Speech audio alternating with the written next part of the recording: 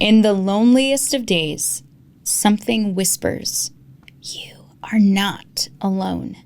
And that is the magic this world holds. Sweet nuggets seem few and far between the dark suns of today. They're small enough to miss, but big enough to wisp the love on the other side. So, I'll be love for as long as I try. Welcome to the Sweet Madness Podcast, everyone, where we talk about everything sweet, everything mad, and everything in between. And that poem tidbit for today had two poems. They were both from Poems of Madness Volume 1, the latest poetry publication I have in my list of publications. You can go on amandamontoni.com to get your copy, or Amazon if you prefer.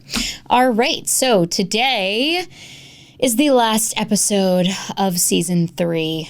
Oh no, cue sad sighs and boos and sadness sounds that you hear on old comedy sitcoms from the 90s.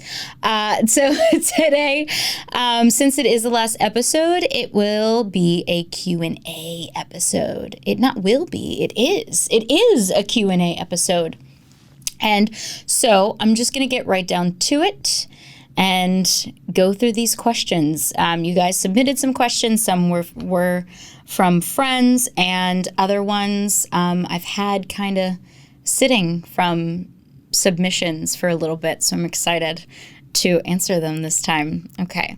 Question number 1. What is the happiest moment you had recording the podcast? Oh my gosh. I'd probably say the last episode of Season 2 was the live recorded episode at Humble Cafe in Wilson Park. Just an all-around great couple of hours, being there for you guys and having loved ones with me, and the staff at Humble Cafe is just completely amazing and welcoming. And, the happiest moment would probably be when I ended that episode, because I just felt such a sense of, oh my gosh, I did it, and relief, but not like a relief like, oh, thank gosh, it's over, but more of like, I just did that. And I was stressing about it, the good kind of stress that I've talked about in the past. And I was just so excited to do it and be there, and nervous and in my head the whole time. So just having that experience was probably the happiest moment I've had recording the episode, right when it ended, and hugging my parents. And it was just a good smiley time. Question number 2, let's go. If you could interview anyone in the world on the Sweet Madness podcast, who would it be? Oh, wow. I'm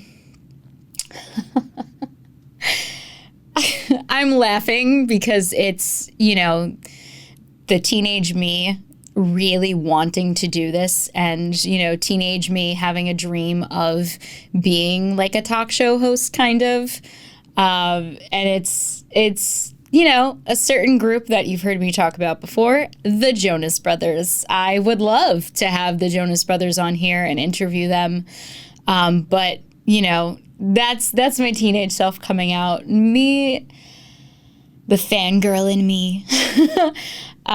Which never really left with them. I guess if I could interview anyone in the world now, like apart from the Jonas Brothers, honestly, I think it would probably be Greta Gerwig.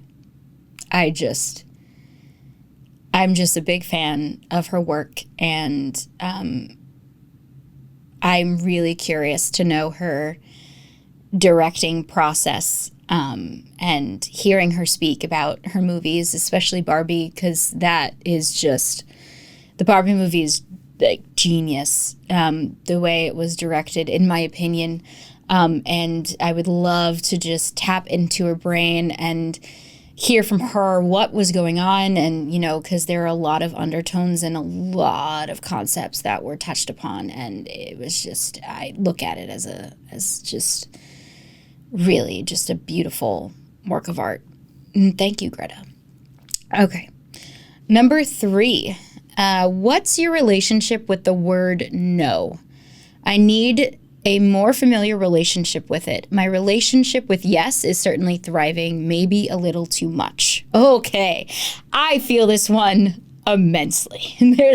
There's just everything's flooding in my body like, oh, yes, yes, yes, I totally understand this. The word no has... The word no has been an interesting relationship with me. I find myself to be very much, or used to be, a big people pleaser. I feel obligated to say yes a lot in certain instances, not to let anybody down, feeling trapped. But my relationship with it is definitely love-hate. It's definitely a love-hate relationship. As we know, no is a complete sentence, and really what it comes down to is really understanding my boundaries. And I've only recently, in the last few years, have come to discover what those boundaries are. An example that I have, I felt like I had to do every single show I was asked to direct or choreograph. I felt like I had to say yes to every single dance class that I was offered to teach. And it really, really just completely burned me out because I didn't know those boundaries. The word no should not be given lightly, I don't think. Neither should the word yes. Yes, I think you should definitely say yes to things that you're afraid of.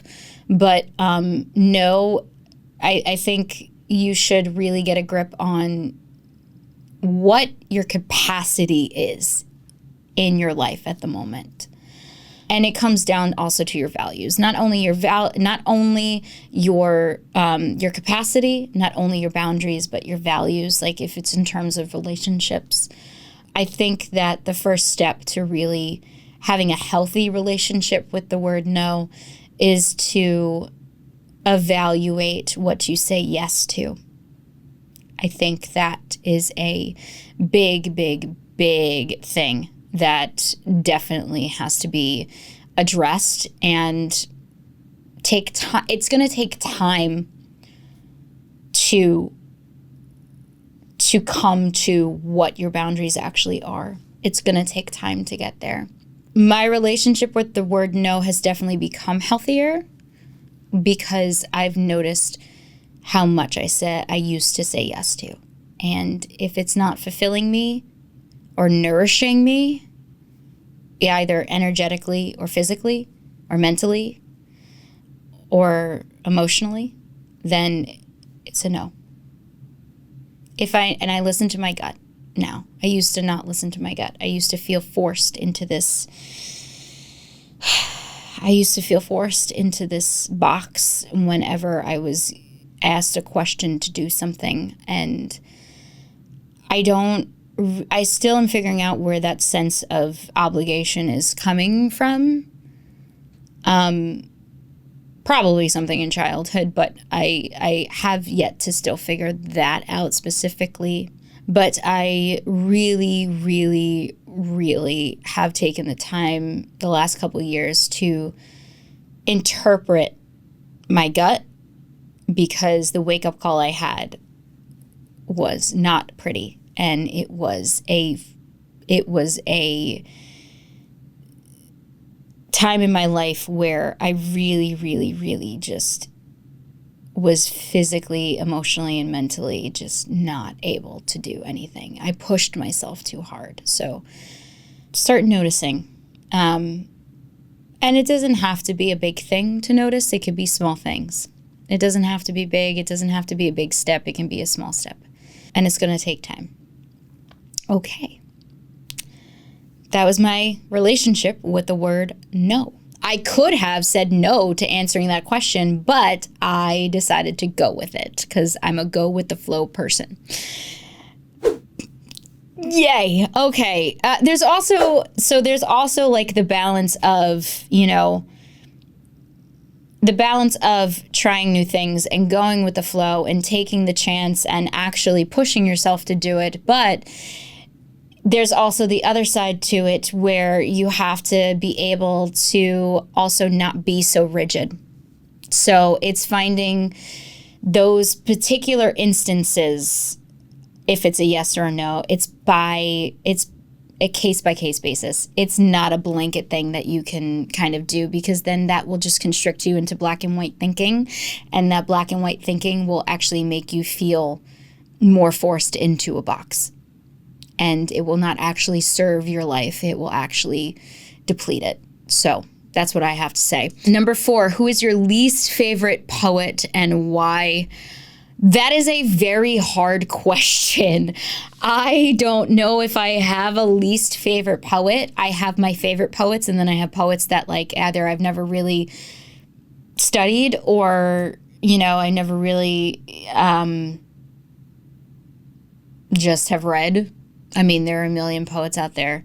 So I can't really answer this question the way that the way that you want it to be answered. I apologize.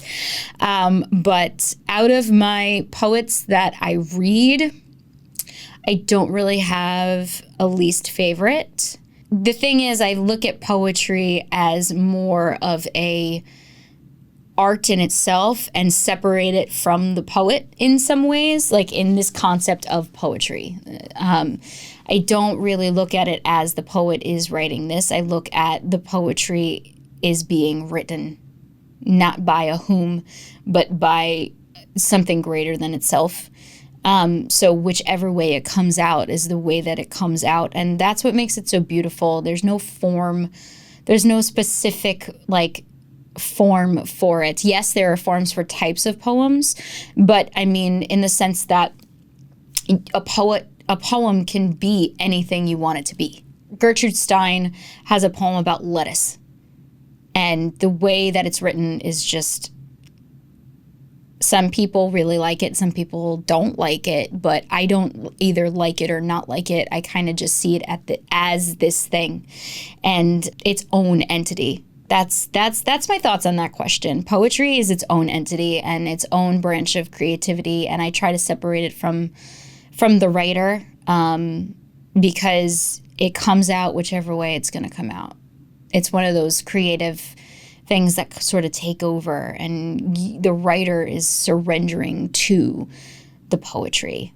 And not all the time, but as a concept, like individually, yes, the poet does have control on writing the poems and all of that, but as a concept, I think of it as its own thing. So I don't really favor or not favor. I look at it as art, and I really do try to respect art as much as possible. So that's my thoughts. This one is a good one. Oh my gosh. Number 5, what song from your childhood shaped you as a person? Wow. This is a first date question that I have to start asking on first dates. You can tell a lot about a person from this question, which is why I feel so much pressure to answer it right now. Which song from your childhood shaped you as a person? Oh my gosh, shaped me. I know what album sort of shaped my trajectory into the kind of music I like. That would be the soundtrack to the Josie and the Pussycats live action movie. I wrote a whole blog post about it. It was my introduction into like alternative pop punk or pop rock music.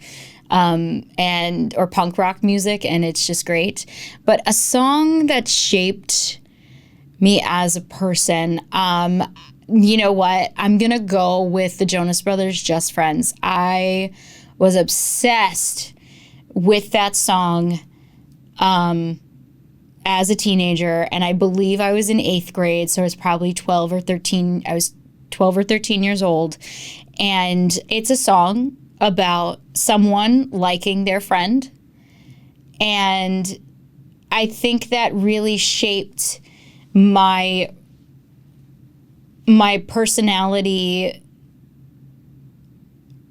when it has to do with romance and the future that I wanted for myself.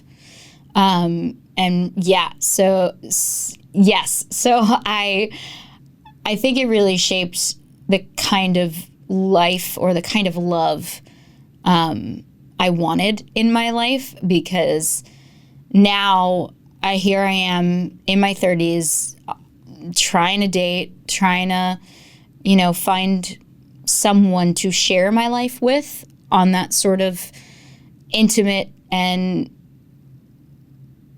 romantic level. I don't want the whirlwind romance. I want a best friend as a partner. I want a partner. And who doesn't want a friend as a partner? How does that work? It doesn't work. Having a friend as a partner is the way to go. I mean, I'm not saying like find a friend and then start something with them. Absolutely not. Like, there's a way you can tell like you guys are friends when you meet each other. And it's not all just about, romance and hooking up and all of that stuff. Like, that's empty to me. Hooking up is empty. I'm talking from experience. I've always wanted someone that I could share something with like a friend and talk to like a friend and just be my complete goofy, mad self with. And I use mad as the word crazy. Sometimes I'm a little crazy, but we all are, right? So I think that's a song that definitely shaped who I am as a person, because I just keep going back to that as an adult and an adult in the rough dating scene today. Number 6, what is the relationship for you between craft and catharsis? That is a very good question. Craft and catharsis, relationship between craft and catharsis. So I definitely think that all things can be craft. I mean, they're human made. That's something that we have done as humans. We craft things, right? We make tables out of wood. Carpenters. That is a beautiful, beautiful craft to learn. And I say craft interchangeably with art. Humans thrive on art and expression. And that's where the catharsis comes in. But I think catharsis more specifically comes in with craft when I am in a certain state. So I think that every little thing that is done, whether it is making a sandwich, culinary arts, making, spreadsheets, that is beautiful. Spreadsheets are amazing. If you work in administration and you're making spreadsheets, Google Sheets, and you're very organized, that is amazing. A lot of people, in my experience working in the theater sector, don't really have that organizational backbone if they're a creative. So that's a creative in their own right. I mean, you can play with colors, you can make it whatever way you want it to. I think catharsis is sort of separate from it. It depends upon the state that I'm in. And if I'm writing a poem, I could be writing a poem to write a poem for something. And yes, there is a possibility that I could feel catharsis from writing that poem for someone, because it could end up helping me in a way that I didn't expect. And something that I didn't realize I need to hear. Like, most of the time when I'm here recording these episodes for the Sweet Madness podcast and I have guests on, I don't know which way the conversations are going to go. I have 2 questions for my guests, and the conversation can go any single way. But what ends up happening is that I'm learning something, or a guest is saying something that I didn't know I needed to hear because it made me feel. And then there's this sense of catharsis afterward, because it's sort of like kind of being in a therapy session where you have things that you notice that you didn't notice before, and you're present, conversating with someone, and how their story relates to you, and there could be something emotionally or something out of my control happening in life that I did not know how to process or did not know how to let go. And because of this conversation, it's let go, and I feel that sense of exhale, catharsis. As a concept, craft and catharsis are specified. And I also think for me, my relationship with craft and catharsis is specified depending on what I'm doing. Most of the time, if I'm creating for creative sake, it does, craft and catharsis do intertwine, and they join together.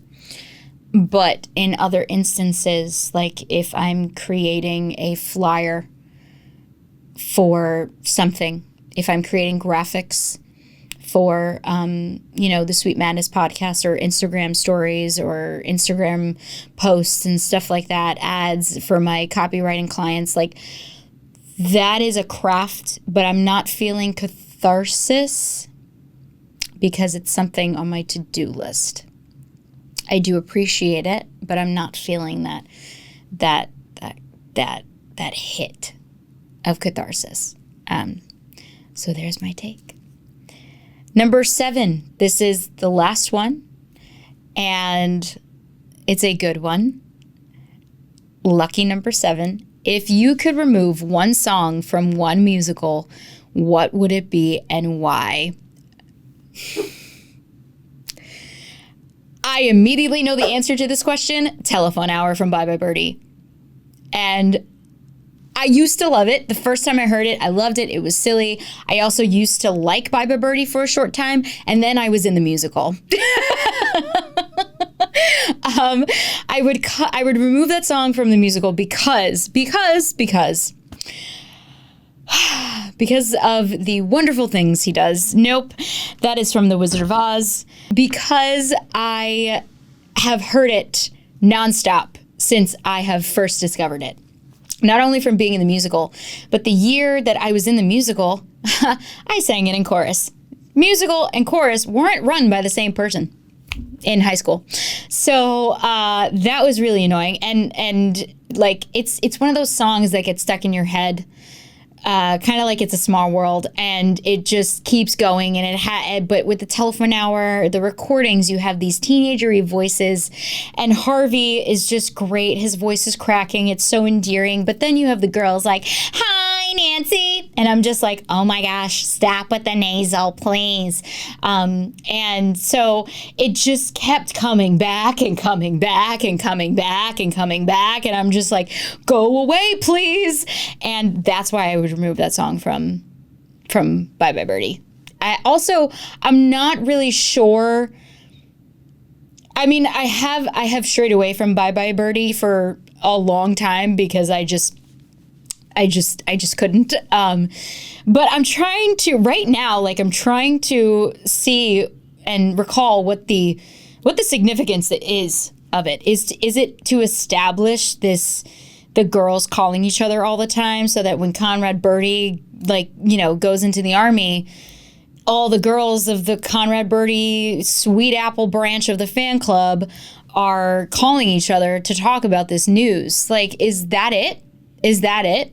Is it really needed? Is it really needed? That's my question as a musical fan, a director, a choreographer, and a writer. That is my question. Is Telephone Hour really needed in Bye Bye Birdie? Does it drive the plot forward? What is it for? Is it just for fun?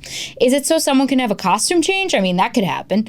Does Kim need to change her costume? Is it for a set change? But it's a big set number usually.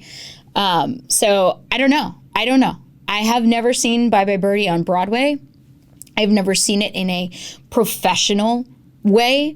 I did it in high school, and then I've seen one community theater production of it. I've seen the movie. I still don't know what the significance of it is in the movie.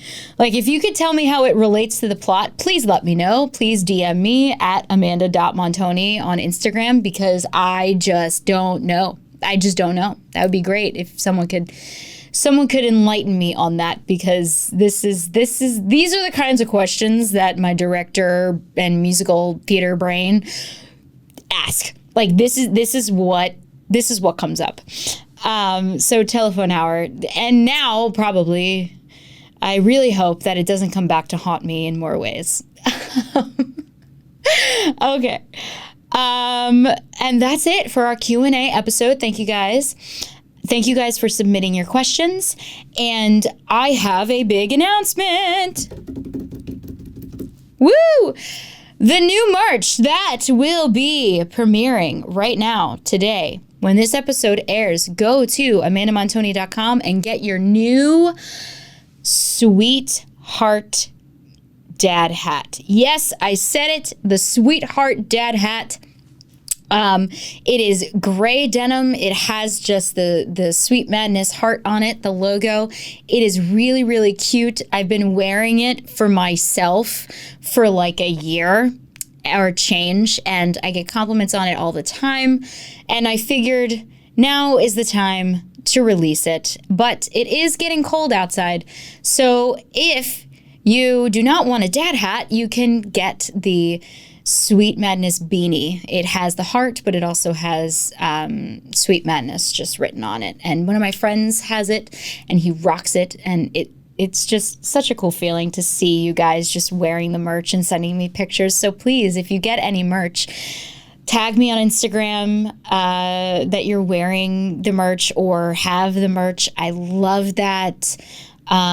There'll probably be a contest out soon. I usually do a free merch contest every single year, so watch out for that. I had one earlier this year, I think in like February, maybe March. I can't remember. I have to go back and look at my Instagram. I am the only person here on the Sweet Madness admin team here. Besides my editor, I am making the reels. I am making the posts. I am maintaining the website. I am the one doing all of the copy for sales. I am doing all of that stuff. I'm coming up with the strategy. So please bear with me. It is a one-person show right now, and hopefully in the future it will not be.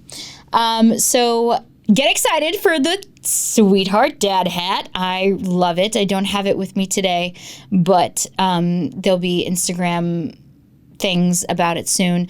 Follow at amanda.montoni or follow the Sweet Madness brand at full.of.sweet.madness. At full.of.sweet.madness. The logo, it's a heart. It's like a red heart on a white background. That is the profile picture. And I cannot wait for another season of the Sweet Madness podcast. Thank you guys so much for listening. Thank you for being here. I hope I have been a hand for you to hold in any way. And I hope you've learned some things from our guests. I know I have. And if you would like a personalized poem, just head over to amandamontoni.com. There's a tab specifically for it. Fill out the form. Remember, your story sticks with me. And don't forget to sign up for the Sweet Madness newsletter. It'll be my tie here to you guys until the next season comes out. Every Friday, I drop in your inbox and I flood you with happenings, words of encouragement, anything sweet and mad. Sometimes there are challenges for you guys as well to try new things throughout the day and also to say no and yes to certain things in your life and things that come your way. I didn't mean that to rhyme, but it did. Have a great, great, great, great day, and I'll see you next season. Bye-bye.